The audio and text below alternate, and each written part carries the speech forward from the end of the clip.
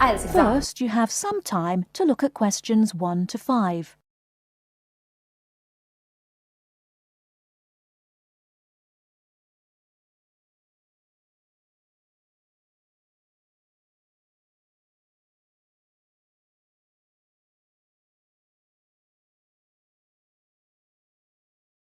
Now we shall begin. You should answer the questions as you listen, because you will not hear the recording a second time. Listen carefully and answer questions 1 to 5.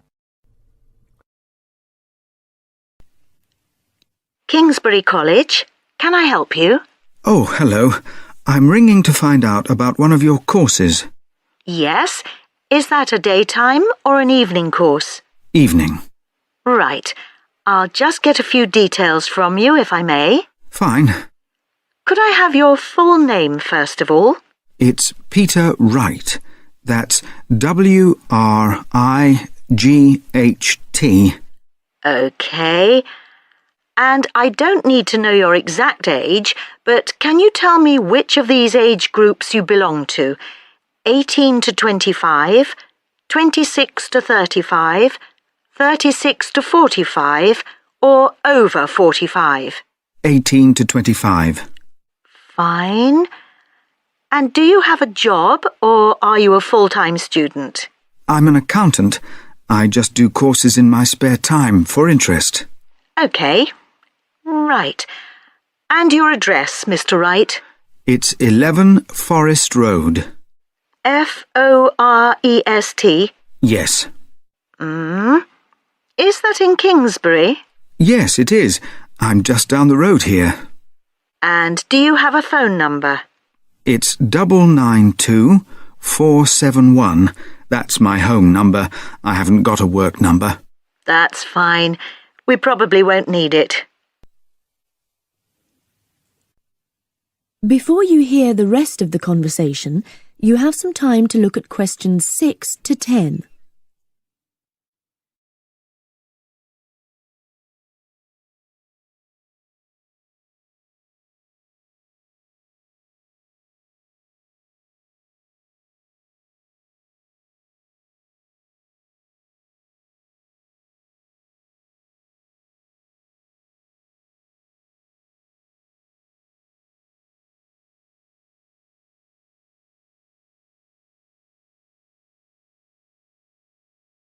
Now listen and answer questions 6 to 10.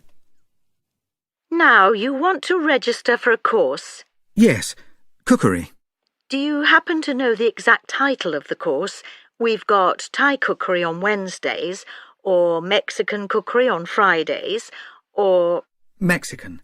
I'd like to do both, but I'm busy on Wednesdays. OK. Well, you can always do the other one next term, I suppose. Now, do you know when it begins? Is it the 26th of March? That's right. And it's £45 in total. That's including the ingredients. How would you like to pay? Card? Cash? Can I send a cheque? You can, yes, as long as it arrives at least 1 week before the start of the course. OK. And I'll just give you a reference number, if you could make a note of it and write it on the back. Yes? It's CZ943. Yes, got that. Good. Well, there's just one last question. Do you have any special requirements that I should make a note of? Yes, there is one thing. I use a wheelchair. Right, so you need to have access for that. OK. Don't worry, your room is on the ground floor and I'll make sure there are no steps involved. We can always put a ramp in. Thanks. So, we look forward to seeing you on the 26th of March.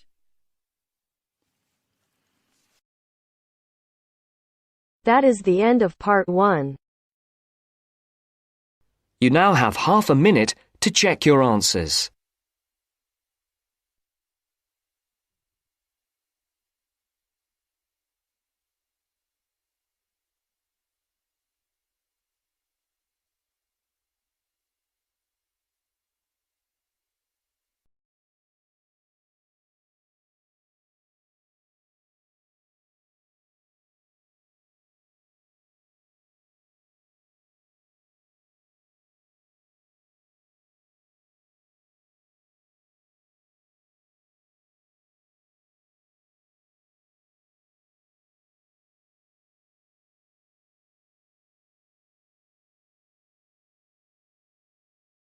Now turns to part 2. Part 2. You are going to hear a conversation between a student and a driving instructor. First, look at questions 11 to 14.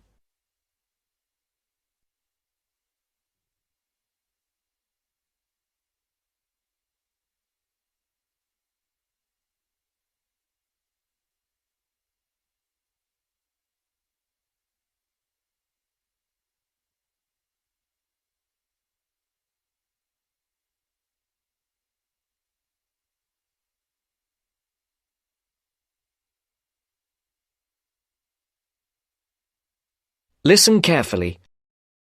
Hello, I'm going to be your driving instructor today. Are you ready to begin? Hi, hope you don't mind. It's my first time driving a car.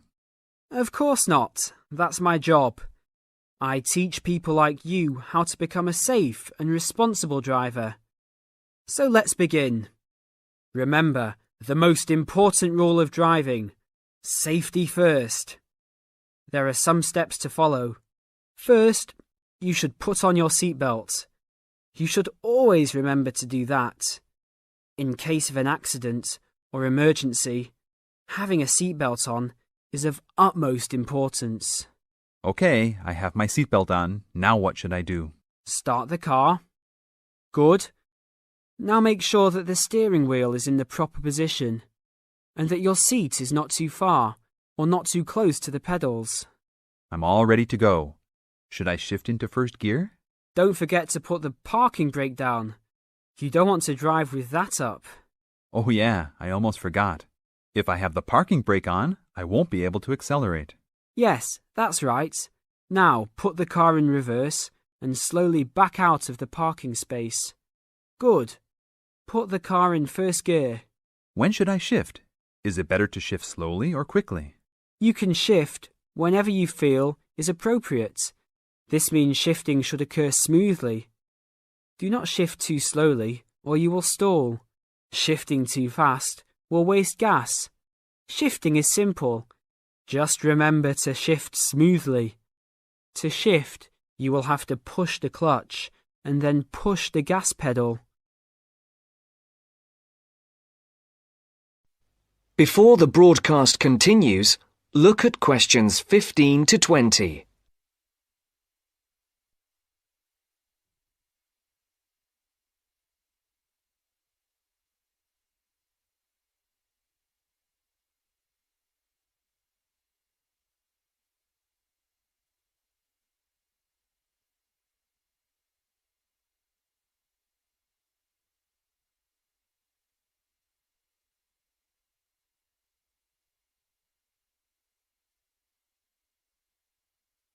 You will now listen to the second part of the talk. Remember, smoothly is the key to good shifting. Like this? Yes, that's good. Now keep it slow. Don't drive very fast just yet.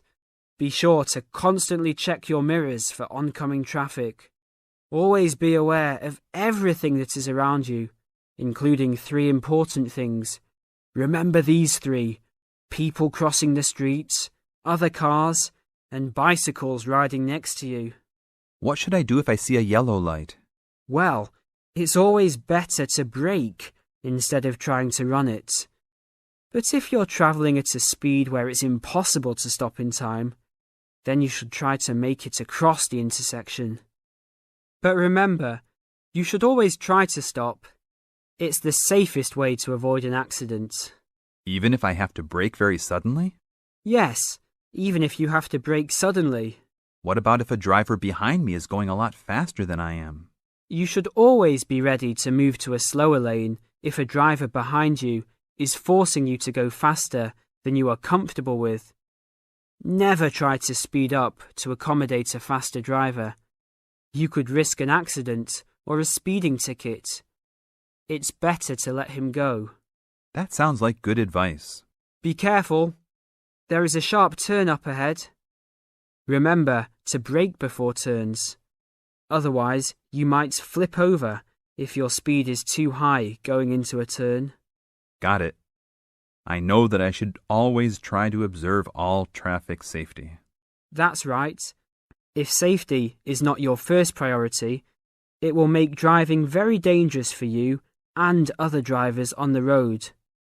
Okay, park the car here. You did a great job today for your first day. I'll see you in 3 days. Thanks so much. I will see you then.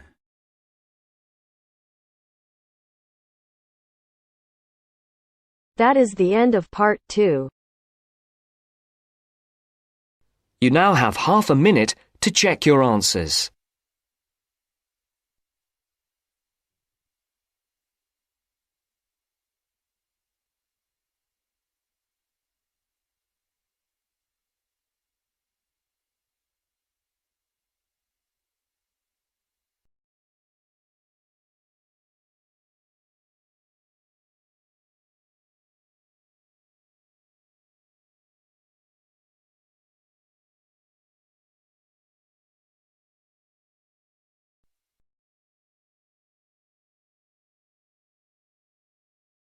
Now turns to part 3. Part 3. You'll hear 2 university students discussing a social science lecture they attended. First, you have some time to look at questions 21 to 24.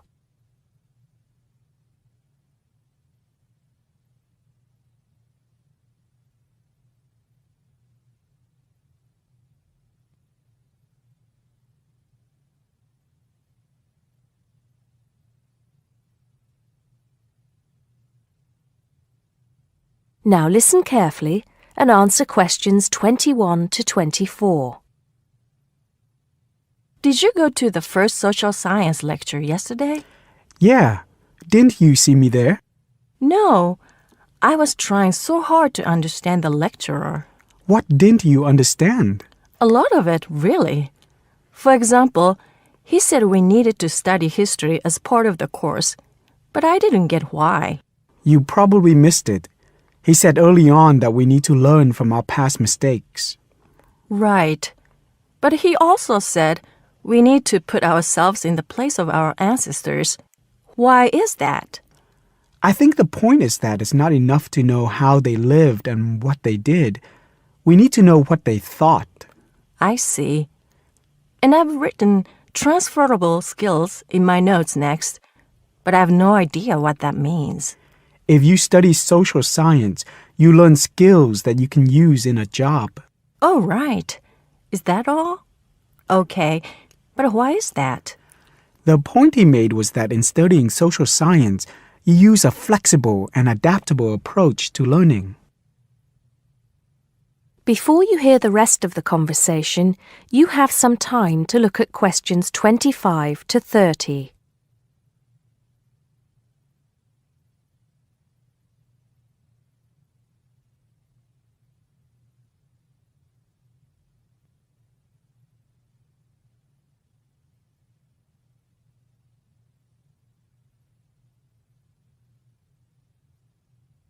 Now listen and answer questions 25 to 30. He also kept mentioning all the other subjects we will need to study as part of the course. I didn't write them all down, did you? Some of them. I think I can make sense of my notes. The first one was anthropology, which he said would cover prehistory and archaeology as well. Okay. Then there's economics. I wrote down that this was not meant to mean that we will spend all our time looking at economic theory, but more that we need to see how humans behave. That's good. I don't think I could handle economic theory. He said something about education too, didn't he? Yeah. He said we'll be looking at how cultural information is handed down from one generation to the next through teaching children. He said we'd be focusing on geography too, but I can't really remember which aspects. Can you? I noted it down, I think. Here we are, yes, particularly in relation to urban planning. It's law that I got confused about. I didn't understand why he linked that to economics. I think he meant that laws affect the way wealth is distributed. That makes sense. Now, what are the science wars? Okay, I did get that. The science wars are about how social science collects information. In sociology and social work, and in social science generally, they can only study patterns of behavior and observe. If you compare that to the way scientists work in physics or chemistry, it's very different because they use specific experiments that can be tested and which give concrete answers. Social studies is often accused of being unscientific. That's all. Okay. But it still looks like a good course, doesn't it? You don't have any regrets, do you? None at all. I'm looking forward to it.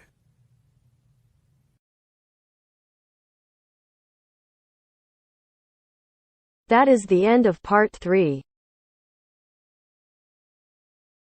You now have half a minute to check your answers.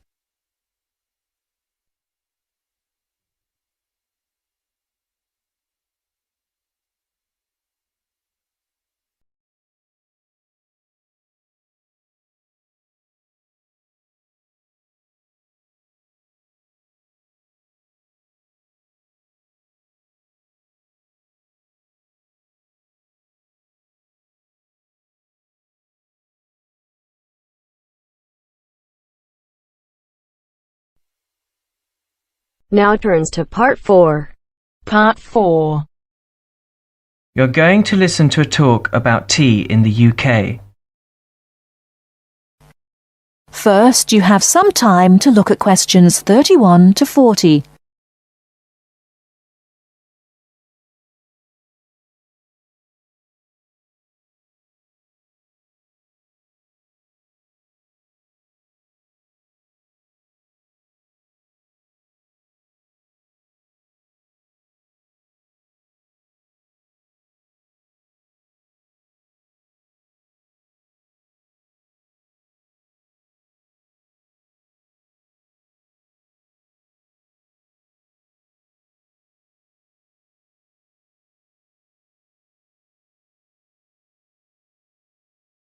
Now, listen carefully and answer questions 31 to 40. During the 1930s, there was a popular song which had the title, "Everything Stops for Tea," and to millions of British people, a restful cuppa is still an ideal way to relax for a few minutes from the rigours of the day.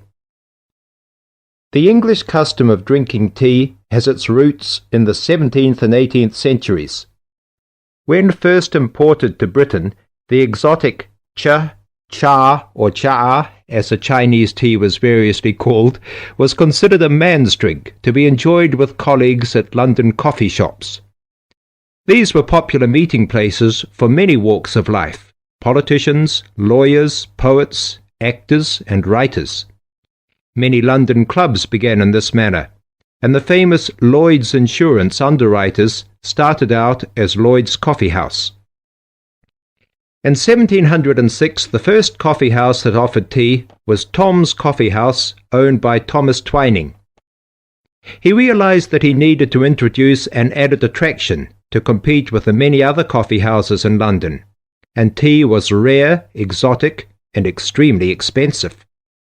With these credentials, tea became an exclusive drink and enabled Twining to open a tea shop under the sign of the Golden Lion in the Strand.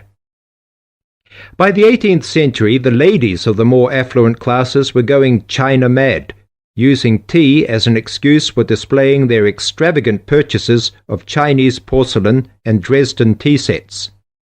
A comprehensive tea tray would consist of a teapot and stand, teacups and saucers, sugar bowl, milk jug, and basin for discarded tea and tea leaves.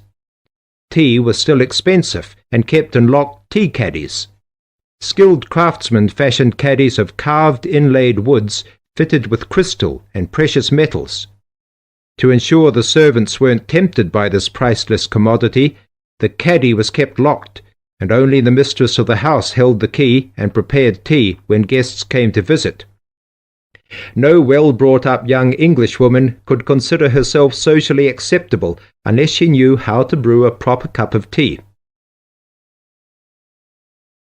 As the 18th century progressed, changes in commerce and working hours resulted in the main meal of the day being taken much later in the evening.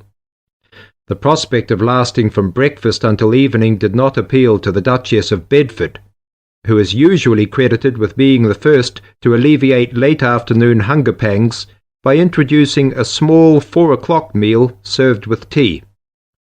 With time, the light, wafer-thin toast or delicate white bread gave way to exotic fillings like tomato and egg, cucumber, chicken, or potted shrimps, followed by buttered scones, crumpets, or elegant pastries.